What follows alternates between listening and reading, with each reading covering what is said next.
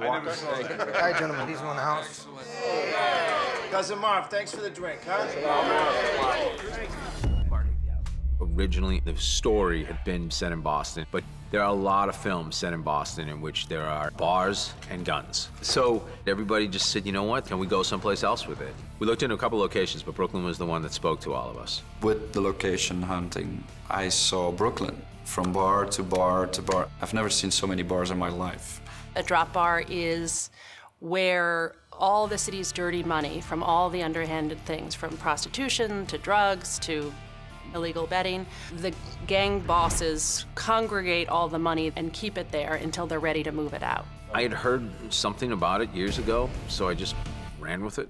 Yeah, you hand over the drop. Which night? Super Bowl.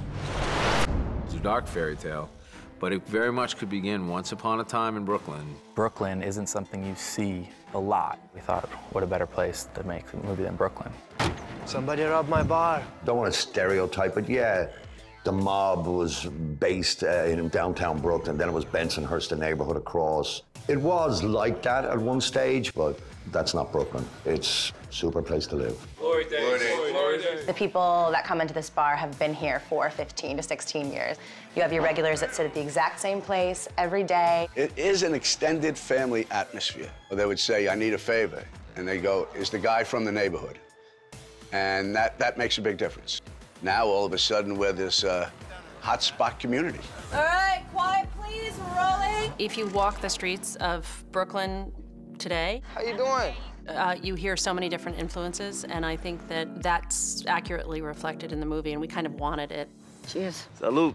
There's absolutely the Brooklyn attitude and vibe, and that sort of comes in both in terms of the accents of the characters and just the overall spirit of the movie.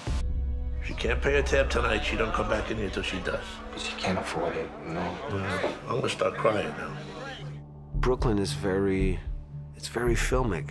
Without Brooklyn, the movie would have looked in a visual way differently. And before the production starts, we always like to look at some painters, because painters spend time in analyzing and research the colors and the textures of the place where they start painting. We spend a lot of time looking at paintings by George Bellows, who's this great Brooklyn painter. And we saw a beautiful color palette that I start to recognize still today in Brooklyn. We looked at his paintings and used that as a reference and general inspiration in terms of how you would put contrast in a scene. Also, lighting-wise, I play with oranges and blues, which Bellows would use in his night paintings. It's the blue, it's a certain red, it's a certain light. We also use a classic painting technique to have a darker background, and whatever is inside the set will automatically pop out more. I love being out in real locations because it just brings so much more into it.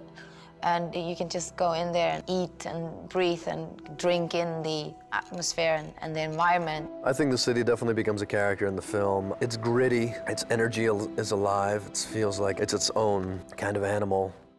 If you walk the streets of Brooklyn today, there's a real immigrant vibe from many different cultures, and that's accurately reflected in the movie. It's a big place. It's a place that's real, that's extremely energetic, and it's palpable. And I don't think it's been captured with the specificity that it is captured in this film.